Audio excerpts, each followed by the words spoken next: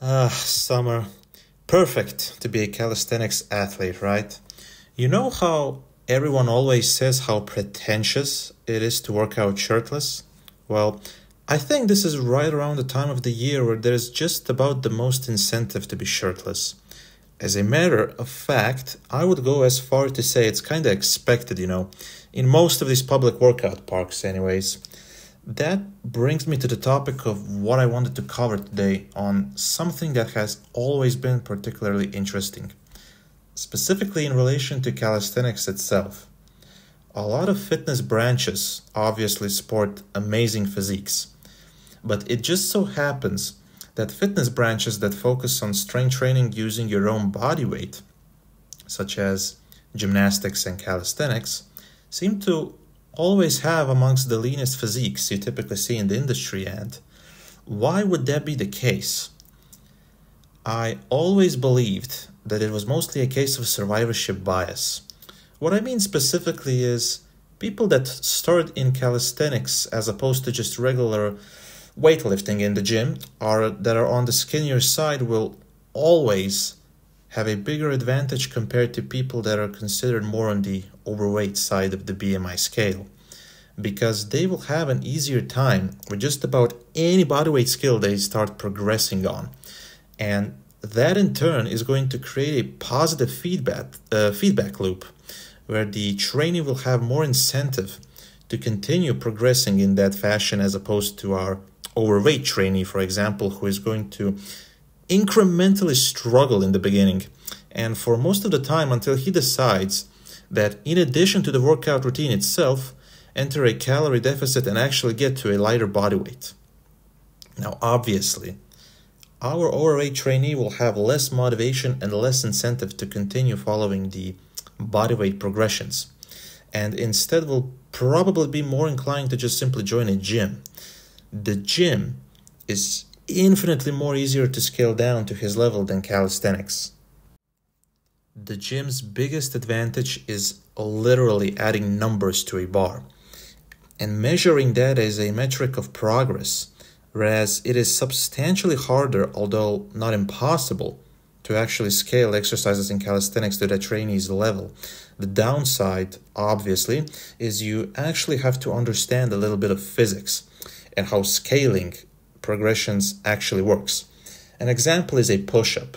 If you can do a push-up, but you have the knowledge to actually scale it down to a level where you can comfortably do it for volume that's going to instigate strength gains, you'll know that all you need to do is just wall push-ups or doing them on some elevated surface. The average beginner obviously doesn't know how to scale bodyweight exercises, but he knows how to simply add or remove weight from a barbell. Now, going back to our two individuals, the skinnier athlete obviously as time goes on gets better and stronger and more knowledgeable, thus increasing his caloric intake for those lean mass gains, whilst still retaining most of that lean look he had when he started out.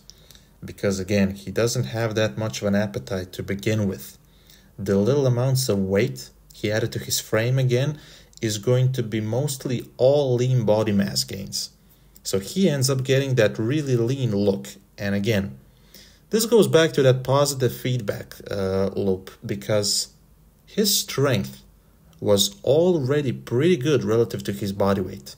He only continually keeps getting stronger while retaining a similar body weight. Our overweight individual, on the other hand, is not going to have the same feedback loop, obviously, because chances are he's going to get so demoralized by that point, he'd rather just look for another fitness routine that is more suited towards his level.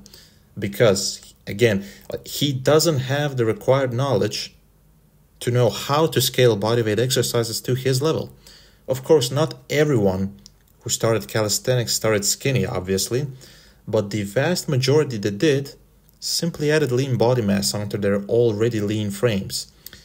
I, of course, am here to break this stigma in a way. I didn't start out lean. I was pretty skinny, but it was more of a skinny fat look. And in addition, I actually didn't even have the relative strength that most skinnier guys had when starting out.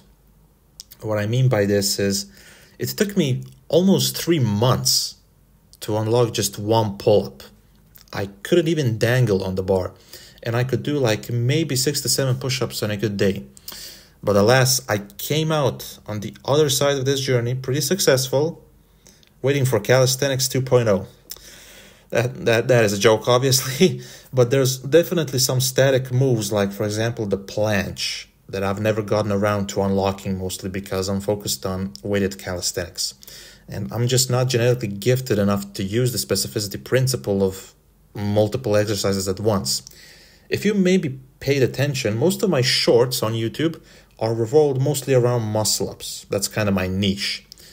I anyways digress. What we outlined previously is mostly the basis for why the vast majority of the calisthenics athletes you see on the scene typically, of course, not everyone, but typically, let's say 3 out of every 4 people have that leaner sort of look to them. Me, myself, I mean, you could consider me lean in like regards to the general public, in their eyes, for example, but in the online fitness scene, not so much. I am 200 pounds or 90 kilos at 5'10" or 178 centimeters.